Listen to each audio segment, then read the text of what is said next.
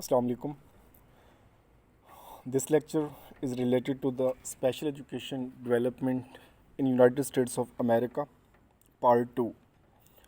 इससे पहले हम इससे रिलेटेड एक वीडियो बना चुके हैं जिसमें उनकी अर्ली लेजिस्लेशन के बारे में बात की गई है। इस सीरीज़ के टोटल 3 पार्ट होंगे और ये उस सीरीज़ का सेकंड जो है वीडियो है। मेरा नाम है यूसुफ जलाल और मैं बतौर एजुकेटर स्पेशल एजुकेशन डिपार्टमेंट में सर्व कर रहा हूँ। इसको स्टार्ट करते हैं। तो सबसे पहले तो जो इसमें एक मैं अक्सर आपको कहता रहता हूँ कि इसका जो मेन पर्पज़ है वो आपके MCQs प्रिपरेशन के हवाले से है। अगर आप किसी भी टॉपिक को इन डिटेल पढ़ना चाहते हैं इसमें से, तो सिंपल उस टॉपिक का टेक्स्ट आप गूगल में टाइप करें तो वो पूरी लेजिस्लेशन और पूरा लॉ और उससे रिलेटेड जितनी भी सब्जेक्टिव इंफॉर्मेशन है वो आपको अवेलेबल होगी। और जहाँ पे ज़रूरी है इसमें हम पाकिस्तान का पर्सपेक्टिव जो है उसको भी हम डिस्कस कर लेते हैं, लेकिन पाकिस्तान के हवाले से जितनी डेवलपमेंट हुई है उसके से रिलेटेड जो है अलहदा वीडियो वो पूरी मौजूद है। तो इसको स्टार्ट करते हैं। तो सबसे पहले तो जो इससे पहले हमने जो किया, ये पहली वीडियो का जो मेन टॉपिक्स थे वो आपके सामने हैं। आज हम जो स्टार्ट करने जा रहे हैं उनको देखते हैं।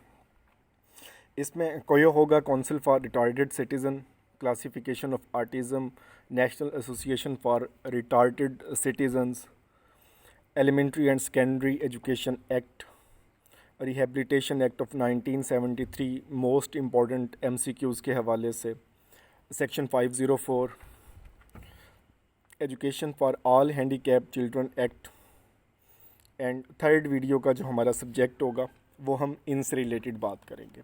तो स्टार्ट करते हैं। तो सबसे पहले है कोयोहोगा काउंसिल फॉर रिटार्डेड सिटीज़न 1933। यहाँ पे जो आपने चीज़ें याद करनी होती हैं वो बेसिकली आपके ईयर हैं कि किस साल में कौन सी डेवलपमेंट हुई। तो इसमें यह हुआ कि जो मेंटली रिटार्ड बच्चे थे उनको पब्लिक स्कूल में एडमिशन नहीं दिया गया, उनको एक्सक्लूड कर दिया गया।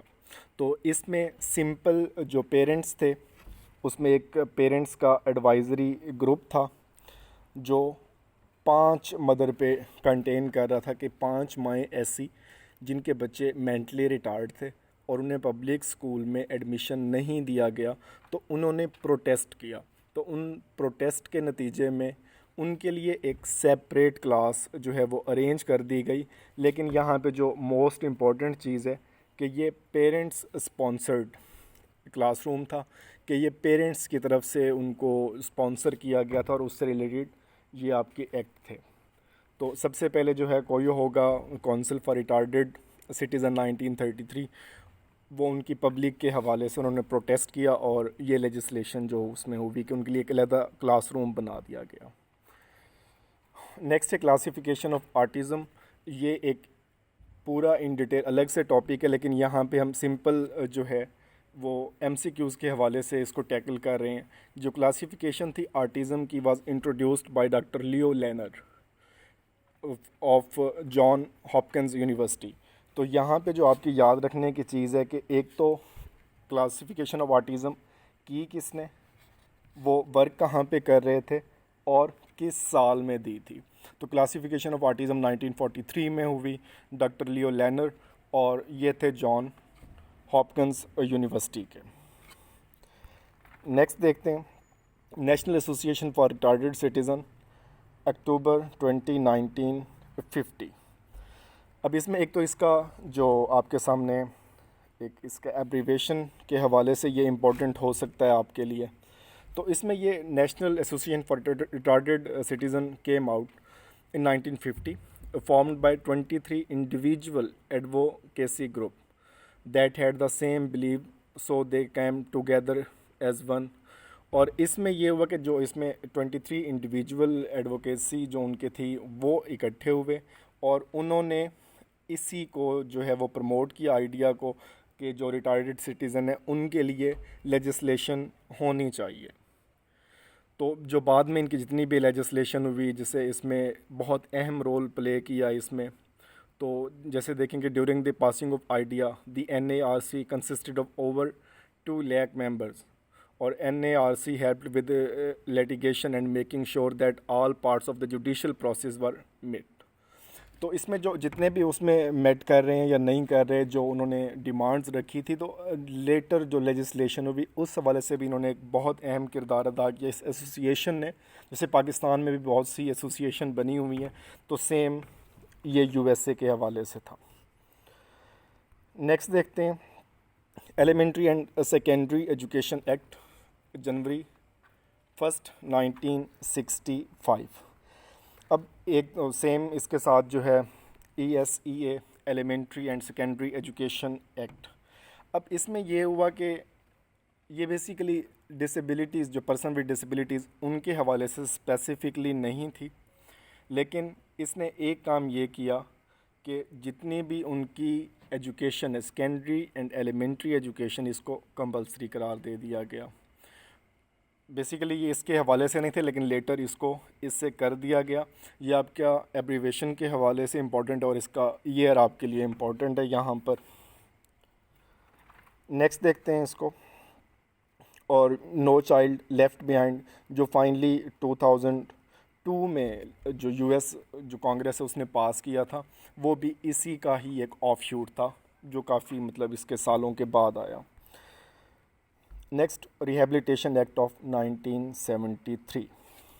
तो ये सबसे पहला जो इम्पोर्टेंट जो उनकी डेवलपमेंट हुई 1973 में, और rehabilitation act was passed and assured the rights of people with disabilities in respect to non-discriminative environment in education, employment and housing।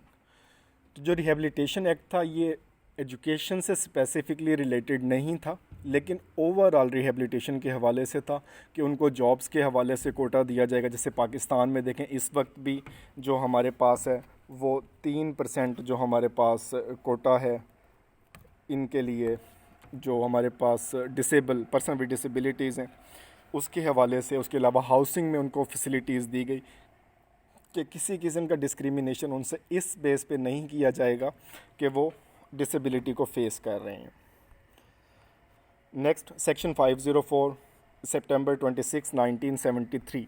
ये आपका बहुत इंपॉर्टेंट है और बारहा आपके MCQs में आ चुका है, और ये रिहेबिलिटेशन एक्ट का ही सेक्शन था कि allows protection from discrimination of special need and disabilities, और this law is consider the first law giving protection to students with special needs. अब ये स्पेसिफिकली जो है वो चिल्ड्रन के हवाले से था, उनकी एजुकेशन से हवाले से था।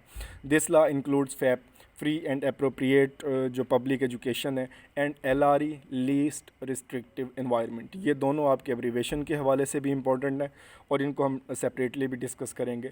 Students are eligible when they have either a physical और mental disability that inhibits their learning experience. तो सेक्शन 504 ने मेनली इस चीज़ पे फोकस किया कि जितने भी बच्चे हैं उनको इन्वायरमेंट उन्हीं के हिसाब से दिया जाएगा और उनके इंडिविजुअल डिफरेंसेस को जो है वो मद्देनज़र रखा जाएगा। तो ये चीज़ें इसमें हुई। तो इसमें आपकी एब्रीवेशन है और इसके सेक्शन 504 की डेट है, उसका ईयर है और उसका मंथ है, और ये इसने अलाउ किस चीज़ को किया ये। नेक्स्ट है education for all handicap children act. तो ये नो डाउट मेरे ख्याल में इस वीडियो का सबसे इम्पोर्टेंट जो ये स्लाइड है इसमें। तो ये 1975 में EHA, इसके दो एब्रीवेशन अक्सर इसमें स्टूडेंट जो है वो कंफ्यूज हो जाते हैं। इसको हम EHA भी कहते हैं, और अगर इसको फुल फॉर्म में लिखते हैं तो education for all handicap children act, और दूसरा इसके लिए जो हम एब्रीवेशन यूज़ करते हैं EAHCA।